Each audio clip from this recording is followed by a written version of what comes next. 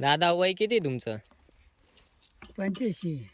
85 वय असणारे आजोबा काठीचाही सहारा न घेता शेतात काम करतात आणि आजचे 25 ते 30 वयोगटातील तरुण बीपी, शुगर, हार्ट अटॅक अशा आजारांचे शिकार झालेले दिसतात. कारण आहे आजकालचं राहणीमान आणि खाणं-पिणं.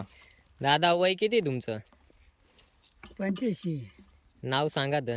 नाना परशुराम ढगे. आता 85 वय आहे, तरी दात एकदम चांगले आहे बाबांचे. डायरेक्ट आता ऊस खाते एवढ्या वयात. दात बीत नाही दुखती का?